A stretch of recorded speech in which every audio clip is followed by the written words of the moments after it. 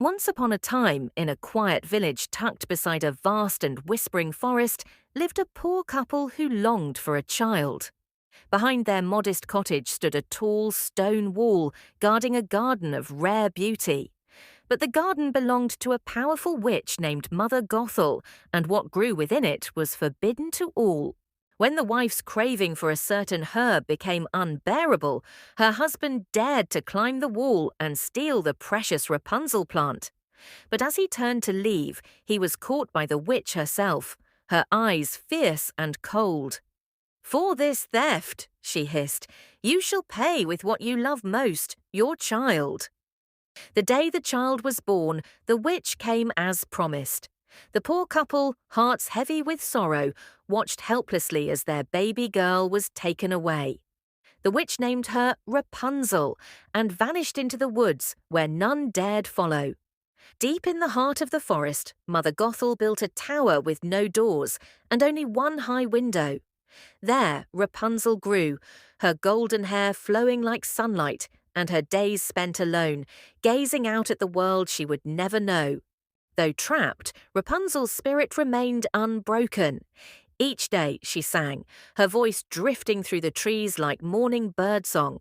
Her songs held the longing of a caged soul, and the beauty of her voice made the forest itself stand still. One day, a young prince passing through the forest heard the song and followed it to the foot of the tower.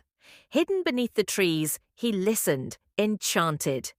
And there, for the first time, he saw the girl with golden hair at the window high above.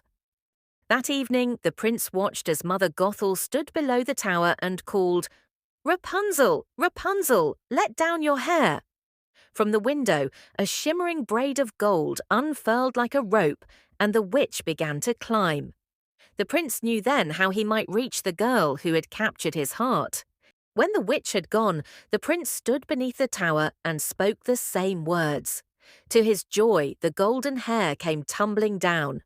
Climbing carefully, he reached the top, and there, in the candlelit quiet, he met Rapunzel at last. They spoke long, and with each secret shared, their hearts grew closer. In time, they fell deeply in love.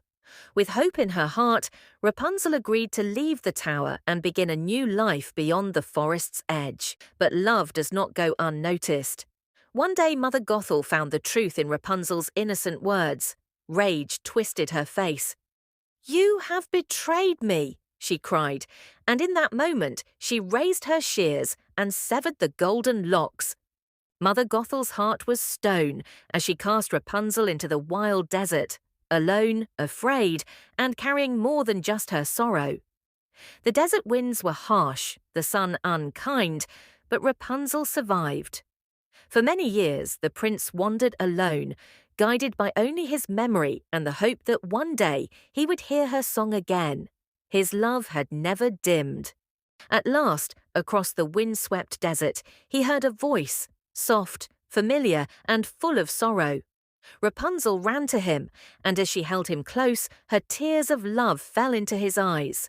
In a flash of light and warmth, his sight returned. They had found each other again. Together, they journeyed back to the prince's kingdom. The towers there had doors, and the windows were open. Rapunzel's days of loneliness were over, and from that day on, they lived not just happily ever after, but freely, side by side.